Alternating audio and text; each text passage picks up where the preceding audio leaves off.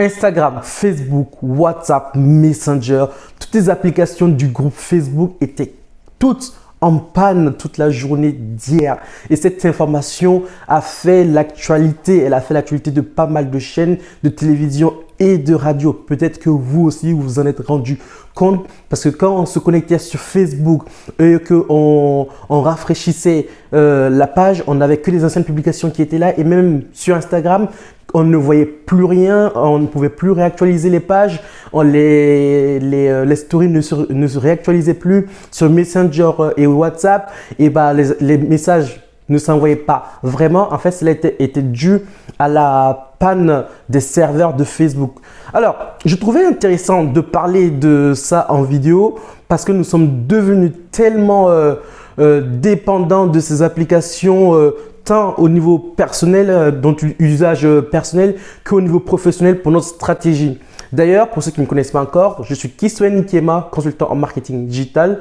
Donc, j'accompagne les entreprises afro et afro-caribéennes dans l'élaboration et la mise en place de leur stratégie digitale. Qu'est-ce que ça veut dire concrètement? Ça veut dire que si jamais un jour vous souhaitez vous développer par le digital, par le numérique et que vous ne savez pas trop comment vous y prendre, bah, je vous accompagnerai dans toute cette démarche-là.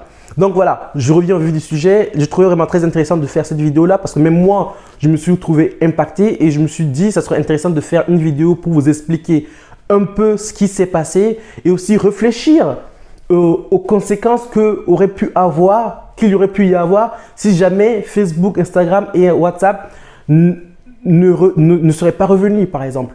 Donc si vous êtes prêts, allez, on y va.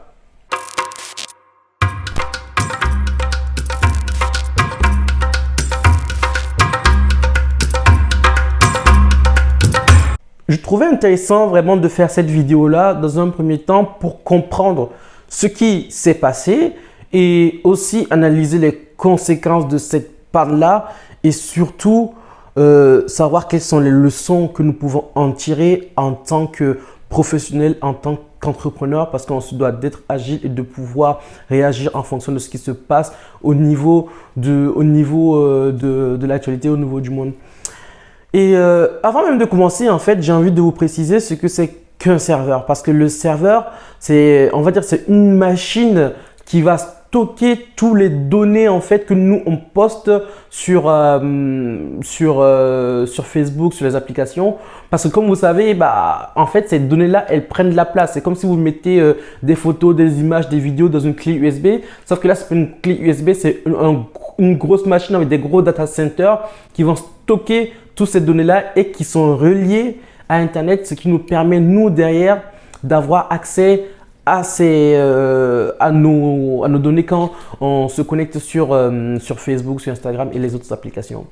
Et ce qui s'est passé, c'est qu'en fait, ces serveurs-là sont tombés en panne suite à une reconfiguration.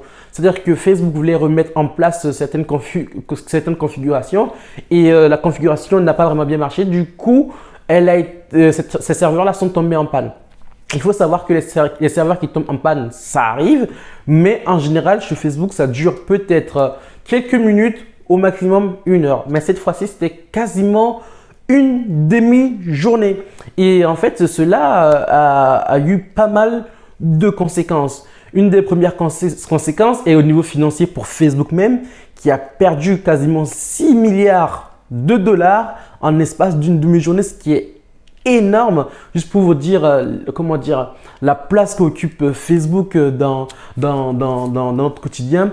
Et aussi, c'est que toutes les personnes qui travaillent autour des réseaux sociaux ont bien paniqué, moi y compris, parce qu'on se pose la question, mais qu'est-ce qui se passerait si jamais un jour tous ces réseaux sociaux-là arriveraient à disparaître et on voit qu'on n'est pas forcément à l'abri. Et aussi, vous, en tant qu'entrepreneur, en tant qu'entreprise, qu'est-ce qu'on devrait mettre en place pour éviter des désagréments si jamais un jour il y a des pannes sur les réseaux sociaux et que vous ne pouvez plus contacter vos prospects et votre audience tout simplement. Donc, moi, j'ai réfléchi à un truc, c'est qu'en fait, à chaque fois dans les stratégies digitales, c'est ce qu'on appelle aussi l'acquisition de prospects. C'est-à-dire dans votre audience, vous avez accès à votre audience via ces plateformes-là, via Instagram, via Facebook, via YouTube, via WhatsApp, tous ces trucs-là. Mais il suffit que vous soyez, en fait, il faut que vous soyez connecté, en fait, et que vous soyez connecté pour pouvoir voir vos données et via l'application, bien sûr.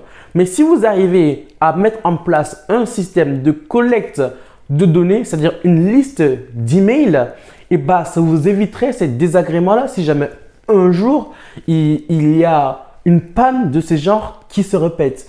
Je m'explique. Bah, si vous mettez en place un système pour récolter, par exemple, des adresses mail, c'est comme, on va dire, les newsletters. En tant qu'entreprise, vous mettez en place des systèmes de réduction parce que pour qu'un utilisateur vous donne ses données personnelles, il faudrait lui donner aussi un retour. Et en général, ce qui se passe, par exemple, pour les e-commerçants, pardon, c'est des systèmes de réduction, des bons d'achat. Et du coup, vous offrez des bons d'achat à votre audience et votre audience vous donnera en retour leur donner leur adresse mail, leur nom, leur numéro de téléphone. Et à partir de ce moment-là, même si un jour il n'y a plus ni Instagram, ni Facebook, ni WhatsApp, ni rien du tout, vous avez quand même votre base de données qui vous permettra derrière de continuer à contacter votre base en fait de votre audience tout simplement. Donc, je trouvais vraiment intéressant de se dire, bah, effectivement, il s'est passé ça, mais il y a une leçon qu'on peut en tirer, c'est que dès maintenant, je pense que ce qu'il faut faire, c'est de commencer à mettre en place un système pour récolter les emails de votre audience. Ça peut être vraiment très intéressant parce que ça nous met à l'abri de ce genre de situation. Bon, c'était vraiment une vidéo qui n'était pas prévue de base. Donc, si jamais vous avez apprécié, je vous invite clairement à liker la vidéo, aussi à la partager et puis dites-moi en commentaire comment est-ce que vous avez vécu cette journée-là. Est-ce que vous avez remarqué des différences en particulier? Parce que moi, bon, je suis dans le domaine donc je m'informe un tout petit peu.